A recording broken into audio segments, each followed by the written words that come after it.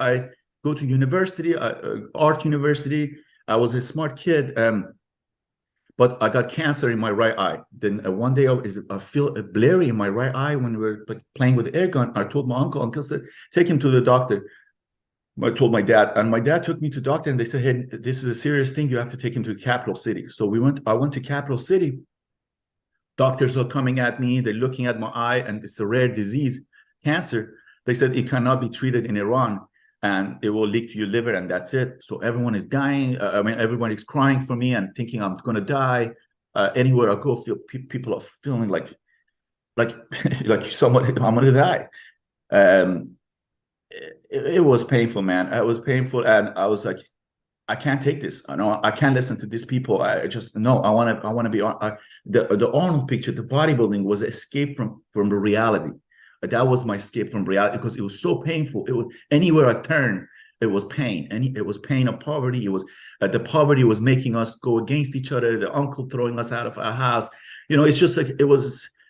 Poverty was root of the evil in all of us. Everyone was, if we had money, we would have been much nicer to each other. I knew that. So I say, you know what? I'm going to leave the country, go treat this cancer. And with $100 in my pocket, my dad had $100. I left. I ended up in Europe and working in pizza shop, restaurants. I would sleep in a pizza shop under the oven. When the owner closed the shop, they would take off, and I work all day. I would sleep over there, but I'm under the oven. Can I slow it down a second? I want to. Sure. So you were able to leave. You could just leave. No, I left illegally. You can't leave Iran. Can we get that detail? Yes, absolutely. So just basically, I left the borders. I left illegally through the borders, and left the country with the smugglers, and you just basically a lot of time you don't know where you at.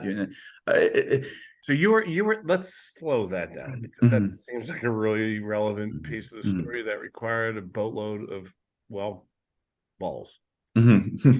Was there in your mind? Was there the possibility of being killed? Oh, absolutely. So people would get missing. So people get dropped off, and it was at that point. You cannot think like that, in my opinion. You cannot. It's just you're in a different mindset. You're surviving. You're running. You're running away from pain, and the pain is so great that you are not even evaluating what's next. You just want to run from that pain, and I just didn't care because I knew that.